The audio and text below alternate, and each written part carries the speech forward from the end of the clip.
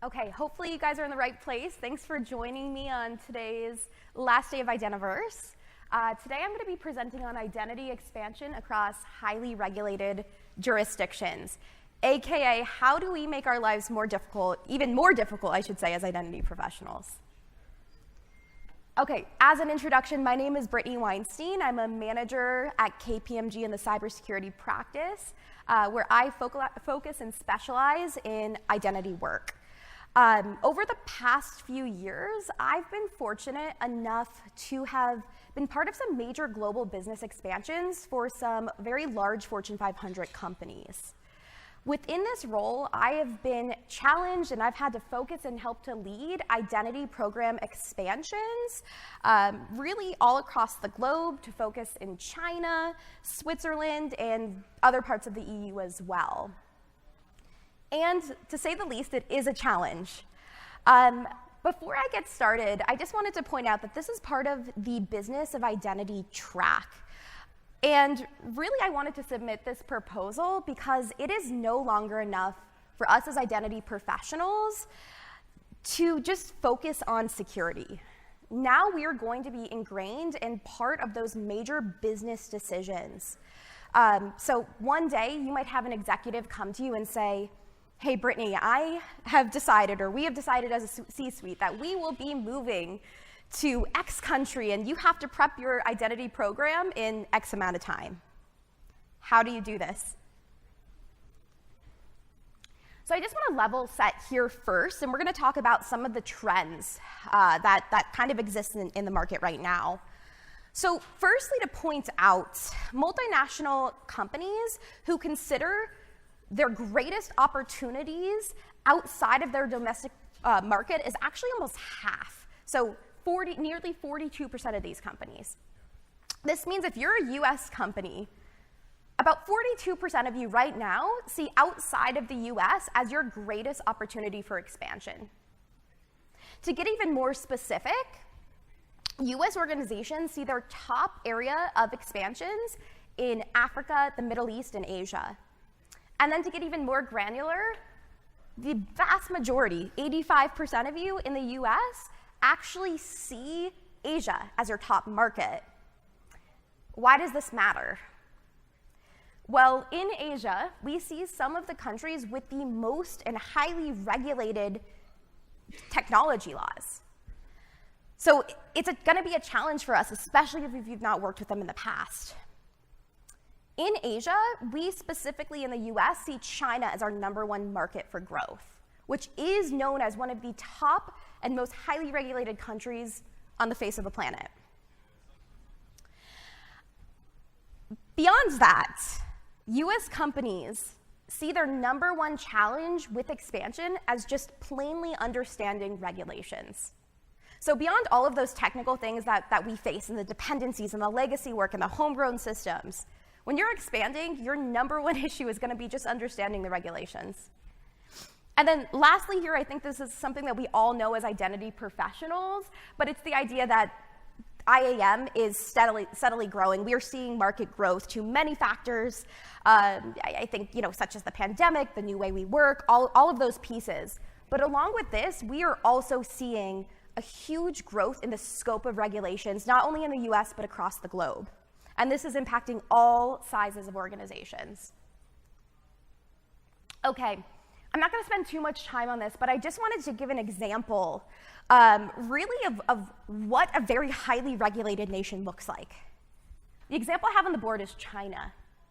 So a few years back, China implemented 3 key laws: cybersecurity law, data security law, and personal information protection law.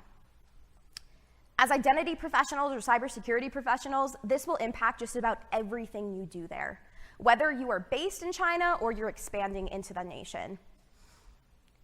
When I first worked on an expansion with China, I had never touched this type of law. And quickly you realize like this high-level description on the board that it touches everything from data classification and cross-border data transfer. Just the way that we are protecting Chinese customers versus US customers, for instance, there's a vast difference, and you have to relearn or learn for the first time how this is going to exist. And happy to talk through some of these laws and what I've learned later, but just wanted to give you an idea of how descriptive and vast these look. Okay, so a bit of background before we get into the approach of how do you actually expand an identity program. The goal of a business when you're trying to grow and develop is that you want to reach a new market. Right? So as I said before, one day, a client or your executives may come to you and say, we've decided to expand. Do it. and you're going to be thinking from an identity perspective, how do we actually expand this securely and sustainably? How do we prepare to comply with the regulations? Following the tool sets that you need to use, building out the correct architectures. And then what I like to think is probably your first question is, how do we start? What is the first step, right? Okay, so when you're starting off, there are some key considerations from an IAM and cybersecurity perspective that you need to focus on. Firstly, IAM requirements vary by country and region.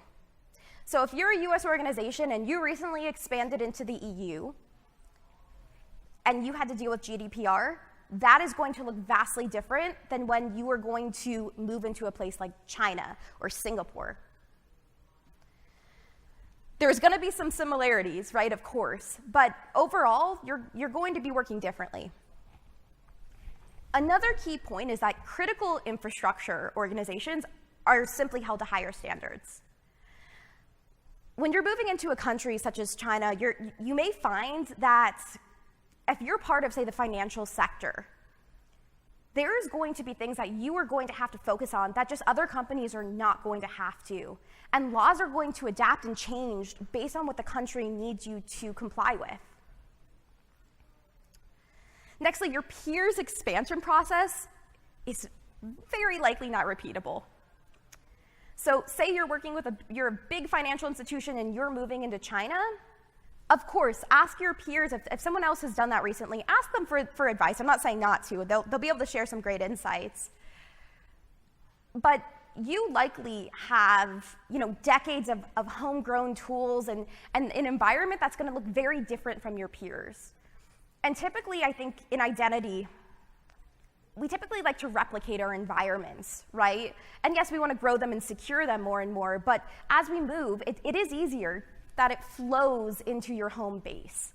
So how do you do this? It's not going to look the same as your next door neighbor. And then something else to focus on here too is that you are very likely going to be the first of its kind to expand into this highly regulated jurisdiction. There may be no other peers and no other folks that you could actually ask how they did it. You may be the pioneer. And overall, the key thing here is you need to think differently. You need to think differently of how you're going to design your architecture, what tools you're going to bring in. The typical tools that you use on a daily basis are likely not going to be the tools that you will be allowed to bring into your new environment. Additionally, the resources and how you have that set up, all of this will look extraordinarily different. And then lastly, and I would say most importantly, is that you are now expanding your visibility to very opportunistic threat actors. And this is something that you need to make sure your executives are aware of. When you're moving into a new nation, especially one like China, it is very expensive. If you're going to be doing this, you know up front, obviously the cost is going to outweigh it's not going to outweigh the benefit, right? But you need to ensure that your executives are aware that if you don't do this correctly, and if you don't close all of those security gaps, there's going to be threat actors that are going to be coming after you more intensely than ever before. Okay, now we're on to the actual approach. How do we do this? So very creatively, I came up with three names: pre-expansion, expansion, and post-expansion. Pre-expansion focuses on from the second that you hear from executives that you've been asked to expand. So perhaps you're part of those initial conversations, perhaps you're not. But the first thing that you're going to do is follow an identity expansion matrix. And if there's one takeaway I want you to be able to walk away with today, it's something very tangible, and it's going to be this identity expansion matrix that I built out for you that we're going to go through next. And that is just simply going to baseline where you're at, your ease of success in this transitionary time. From there, you're going to build out your strategy and roadmap, perhaps with consultants or within your internal team, however you do this. And then you have to ensure that you have a timeline that's appropriate based on your identity expansion matrix, of course. And then one of the most key things here is the stakeholder alignment, making sure that all of your architecture teams and supporting teams are ready and resourced and budgeted, of course. And then on top of that, making sure that your executives are prepared to comply with this timeline. If they tell you that they need it done in 6 months and that is not possible, you need to be open and honest about what is realistic. And then we move into expansion. I think we'd all like to think that there's a world where we say, okay, this is our strategy and roadmap, finished, done, successful. But I think we all know that there are blockers, there are dependencies that are oftentimes not evaluated properly, there are things that come up. So my recommendation here is that you have options A, B, and C for just about everything. And what do I mean by this? I worked with an organization moving into China, and one of our focuses was secrets management. Our option A was to continue with a homegrown solution that worked quite well for this organization. Option B, move to HashiCorp. Option C, build something else entirely that could comply with Chinese regulations. Option A was a no-go. This was simply due to cross-border data transfer. There were things that just did not work out, and the regulators would not let us move forward. We were able to go with option B. We got approval to use HashiCorp Vault, and it was quite successful, and it's working today. But we did this for every tool set, every approach that we took had an A, B, and C. And then finally is post-expansion. This is something that is continuous. This is forever and always. You are going to always need to perform periodic assessments. You're always going to need to comply with regulations. And in a highly regulated jurisdiction, the chances are regulations are going to be moving quite swiftly and more intensely than someone who's based in the US, right? So if you're in China, you're going to see changes maybe every couple of months. Okay, on to the matrix.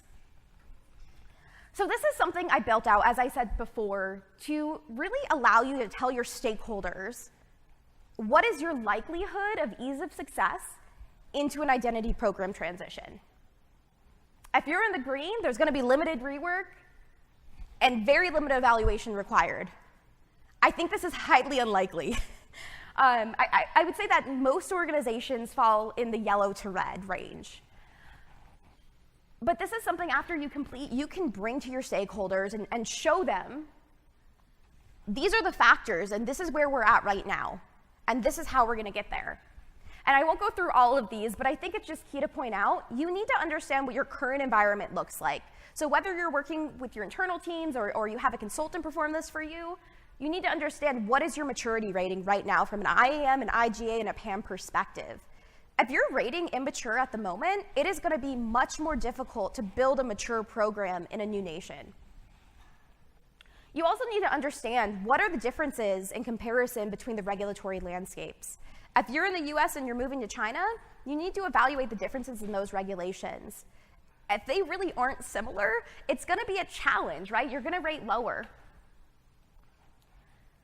Also, if you're in the US and you are having issues with compliance to start out, it is going to be even more difficult to be doing this in conjunction. Also, the tools you're using now, are they legal in this new country? And then overall, what's the time frame you're given to expand? right? Is it likely that 6 months is enough time to build out this massive new program with new tools and a new architecture? And then lastly, what do you think your gaps are in knowledge right now?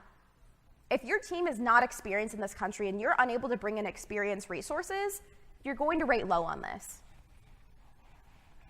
That being said, after you score yourself, you'll be able to walk away with this. And this isn't something you'll likely be able to score, sit down one day and just do it all at once, right? This is going to take time to hit each one of these markers. It's going to take a lot of research.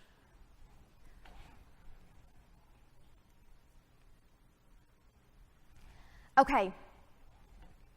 Lastly is the approach at work.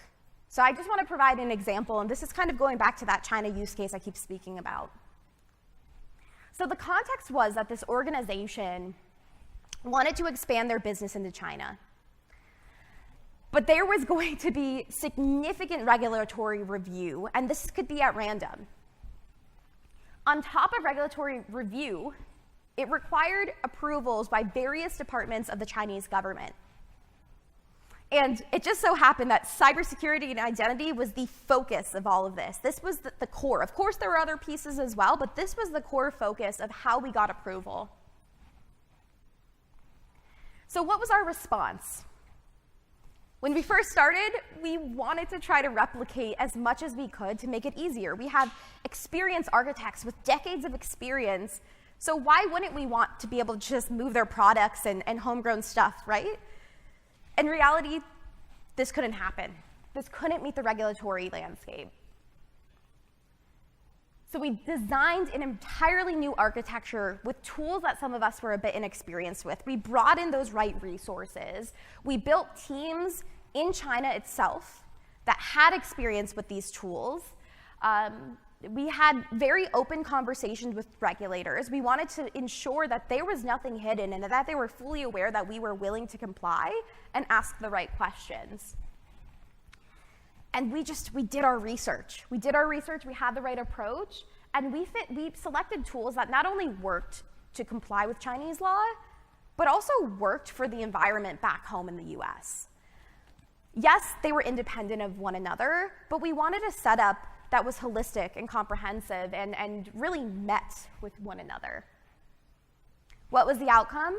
Well, business licenses were earned. It is operating today. It was completely successful. But what's the takeaway of this? This is a challenge. This requires research, evaluation, and letting your stakeholders know what's truly going on. Thank you, guys. Any questions?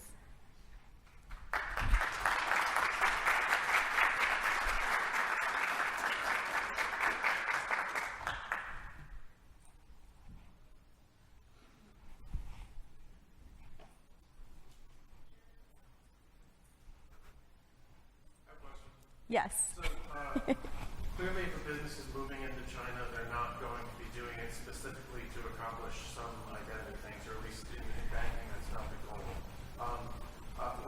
When directives come down that you're moving and otherwise, how do you fit into the entire context of the information security and collaborate with the entire process? Yeah, that's a good question, because a lot of times you're going to have stakeholders or other parts of the business that are coming to you and wanting you to rush and move faster, right? Because they actually want to start making money. I would say where you fit in, this kind of comes back to that idea of being open and honest with them and making sure that you're able to communicate in business language, business plain language, what is actually going on and what you need to do to be successful and how this is going to support the business, right? If you don't have a fully scoped identity program, they can't perform their jobs and they can't make money. Not only are they not secure, but they can't log into their apps, right? Like they can't do their jobs. So making sure that they understand, like you're saying, where we're fitting in and how we're gonna make them successful, but also being honest about the timelines that we need. I really like your matrix idea because it also forces you to reflect on the characteristics you're looking for. So what I was thinking about, to get your perspective, is what part of the organization is best suited to do that kind of review? Because it's not an audit, it's not an attestation of any kind. Is it cybersecurity that typically leads it well? Yeah, that's a really good question as well, because you're going to be asking folks to perform this who have never done this before, and touching different pieces of regulations and technical aspects. I would say it's a combined effort. You want to have folks from perhaps your compliance team, your cybersecurity team, your business. Like, you want kind of everyone included, right? You don't want to have this siloed in one piece of the business, because it's going to be difficult to have fully scoped answers. So yeah, I would say it's definitely a joint effort. And then you also want to bring in resources that have experience in this, whether you have, Chinese regulatory experts, or perhaps you want Chinese regulators themselves to kind of review some of this information. Bringing in experienced folks is key. In your experience, obviously this could vary from company to company, which geography you're trying to expand into. But just in your experience, how much time do you typically budget for this, or is it 6 months? Is it a year? Somewhere? Yeah.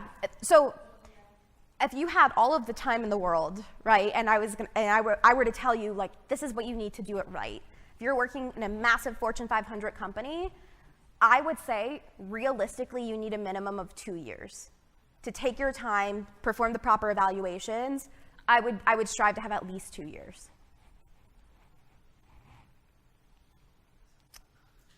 Any other questions?